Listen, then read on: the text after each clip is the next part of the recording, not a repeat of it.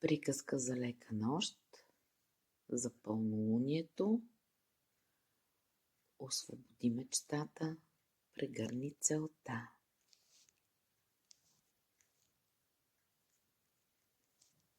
Някъде отвъд шумния свят, в сърцето на Млечния път, имаше едно място, което се разгръщаше само по време на пълнолуние. Наричаше се Лунната глъбина. Свещена долина от светлина и сънища, където душите идваха да се освободят от товара на своето вчера и да си спомнят какво ги зове отвътре. Една вечер в такава лунна нощ се появи тя, момичето с очи, пълни със звезди. Наричаше се Амаел. Тя беше носила дълго една мечта в сърцето си, така нежна, че само шепотът на луната можеше да я събуди.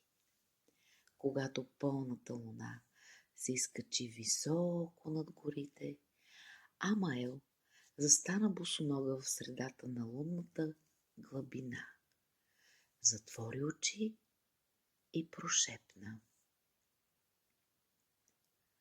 Лунна майко, покри сега душата ми със своето сияние.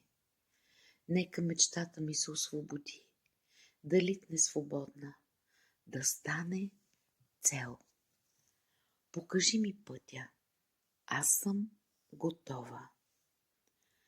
И точно тогава луната разтвори вуала между световете и от нейният лъч се спусна сребърна пеперуда.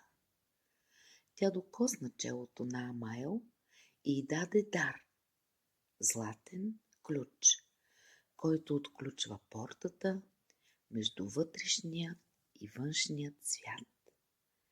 С този ключ Амаел отключи себе си. Сълзите й станаха реки, страховете й пара, изчезнала в небето. И когато се събуди на сутринта, вече не носеше мечтата като бреме, а като криле. Беше свободна и вече знаеше на къде да лети. Така и с теб, любима душа. В пълнолуние освободи онова, което тежи, и виж как мечтата ти се превръща в цел. Сънят не е бягство, сънят е пътуване. Сега заспи в прегръдката на луната. А когато се събудиш, помни, ти си ключът и ти си портата. И пътят започва точно от тук.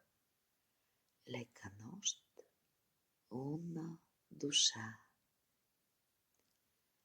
Ти беше с Violet Magic Mystic.